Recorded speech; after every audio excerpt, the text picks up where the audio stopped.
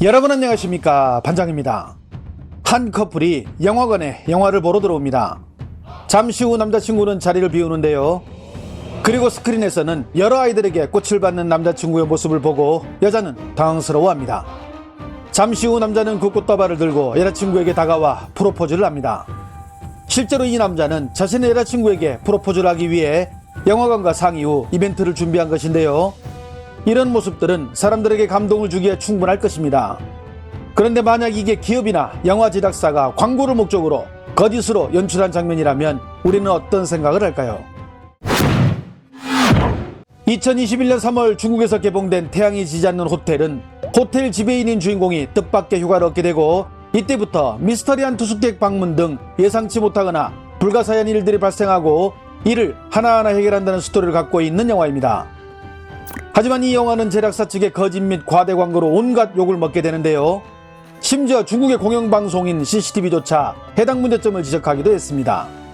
那么通过影片到目前为止所做的一系列的营销，我们对影片的内容和品质有一个什么样的预期呢？这个片方呢，就是这一次的营销的表现是很不成熟的。每一次这个改档4版海报，前3版你看第一个感觉是爱情电影，第二个感觉是一个面向90后甚至95后青年的青年亚文化的这样的一个电影，再看第3个，你又觉得它是一个浪漫奇幻还带点童话色彩的电影。目前看起来它主打外星人的这样的一个概念，观众都会很迷惑我不知道你到底要主打什么。我觉得这样其实是对它的营销反而是不利。 하지만 이 영화의 더 큰 문제점은 따로 있었습니다.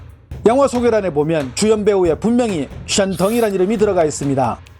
션텅은 각종 예능에서 중국인들에게 많은 웃음을 선사한 배우로, 이 영화가 개봉하기 한 달 전인 2021년 2월 구정설에 중국에서 개봉해 흥행에 대박을 친 안녕 이완영에서도 특별 출연해 관객들에게 큰 웃음을 안기기도 했습니다. 당연히 사람들은 션텅이 출연한다는 기대감을 안고 영화관에 왔지만 그는 영화 속에서 단지 사진을 통해 약 2분가량 얼굴을 비추는 것이 전부였습니다. 대사도 실제 등장씬도 아무것도 없이 그저 사진과 입간판을 통해 나오는 것이 전부였습니다.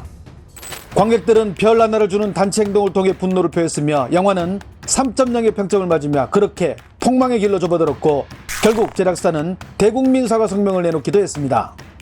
2년이 지난 지금 중국 영화계의 마케팅 방식은 변화를 가져왔을까요?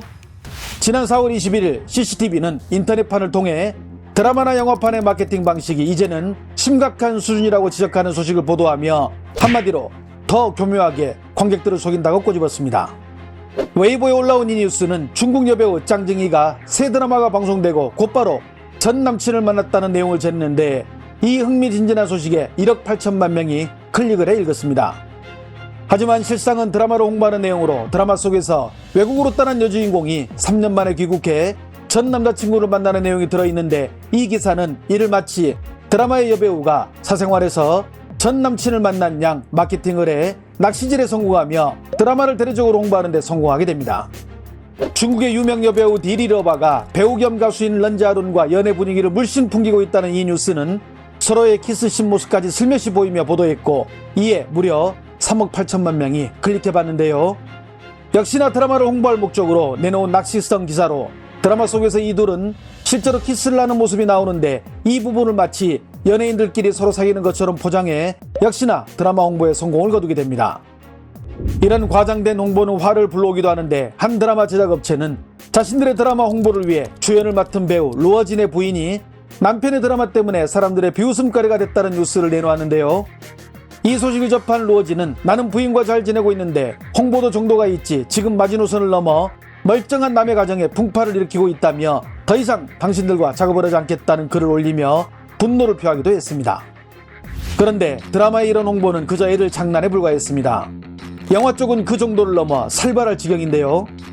작년 4월 우리나라에서도 개봉한 영화 팔마는 비행기를 타고 떠난 주인을 애타게 기다리는 충견 팔마에 관한 이야기인데, 이 영화를 수입한 중국의 영화사는 영화 홍보 당시 댕댕이들이 이 영화를 보고 눈물을 흘렸다며 빨갛게 충혈된 댕댕이들의 두 눈을 통해 우리는 이 영화가 얼마나 감동적인지 알 수 있을 것이라며 대대적으로 홍보를 해 네티즌들의 빈축을 사기도 했습니다.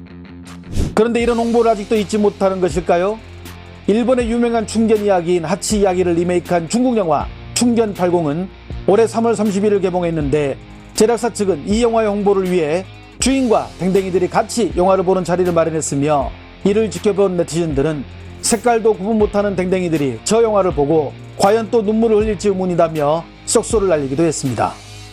여기에 더 놀라운 것은 제작사들이 영화 홍보를 위해 가짜 관객들을 동원한다고 CCTV는 전했는데요. 그 요구사항이 치밀하기 그지없었습니다. 영화 첫 개봉일 17시에서 23시 사이 아들 역할의 중년 남성 1명과 엄마 역할의 고령층 여성 1명 필요. 엄마가 아들을 데리고 영화 관람, 아들은 영화를 보면서 감동하고 엄마를 바라보며 눈물을 흘리자 엄마는 준비한 티슈를 아들에게 건네며 위로한다.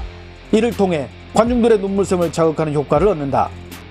중년 남성 1명 필요. 영화 속에서 치매에 걸린 엄마가 아들을 못 알아보자 아들은 엄마를 방에 두고 문을 걸어 잠그는데 중년 남성은 이를 보고 엄마가 생각난 듯 현장에서 안경까지 닦으며 목매어 울 것. 특히 눈물방울이 떨어져야 하며 우는 모습을 명확하게 주변인들에게 보여줄 것. 기타 이런 제작사 측의 가짜 관객 요구는 다양했는데요. 요구가 많은 경우는 해당 역할을 하는데 우리 돈으로 약 10만원 정도를 지불한다고 적혀있기도 했습니다. 그렇다면 언론에 잡힌 관객들이 이렇게 우는 모습들은 전부 연출된 모습이라는 의문을 갖게 만듭니다. 이들은 한결같이 통곡했고 어디서 나타나는지 주변인들이 이들을 위로하는 모습을 보여주곤 했는데요. 영상을 통해 볼 수 있듯 모두들 통곡을 하고 정확한 타이밍에 지인이 등장, 티슈로 눈물을 닦아주며 위로해주거나 울고 있는 친구를 계속 관찰하는 한결같은 패턴, 그리고 이 모습을 찍는 누군가가 존재합니다. 이게 우연의 일치일까요? 지난 4월 28일 개봉한 장공지왕은 중국이 탑건 잡겠다고 만든 중국판 탑건 영화인데 제작사 측은 홍보 영상으로 이를 보는 많은 관객들이 눈물바다를 이룬 모습을 집중적으로 보여줍니다. 심지어 제작사 측은 영화 속 한 장면을 보고 동시에 9명이 같이 울었다며 카운트를 하기도 했는데, 물론 실제로 감동받아 울 수도 있지만 위의 홍보 방식을 생각한다면 하나같이 울음바다를 이루는 모습에서 의문부호가 생기기도 합니다. 영화 장진호가 끝나자 스크린을 향해 경례를 하는 이 남성. 신기하게도 이를 바로 핸드폰으로 찍은 서선생이란 사람은 바로 언론과 인터뷰를 통해 당시 상황을 설명하고 언론은 이를 곧바로 내보냅니다. 우연이라고 하기에는 너무 기가 막힌 타이밍이 아닌가 하는 생각이 듭니다. 예비역 대학생이라고 밝힌 이들은 장진호를 보기 위해 집에 있는 군복을 미리 다 꺼내서 입고 왔을까요? 단체로 군복을 입고 영화를 보고 마찬가지로 경례를 합니다. 물론 그럴 수도 있겠지만 영상을 다각도로 찍은 모습을 보면 미리 연출한 모습이 아닌가 하는 생각이 들기도 합니다. 영화 만강홍이 끝나자 객석에서 악비가 쓴 만강홍을 외치는 이 젊은이.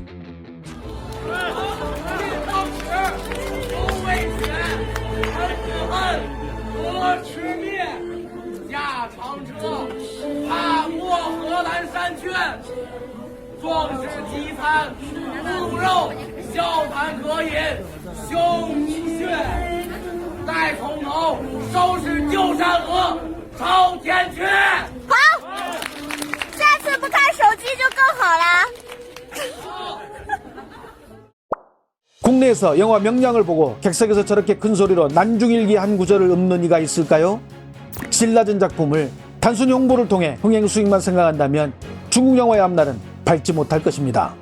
좋아요와 알림 설정은 제가 영상을 만드는데 큰 힘이 됩니다. 시청해주셔서 감사합니다. 행복한 하루 보내시길 바랍니다.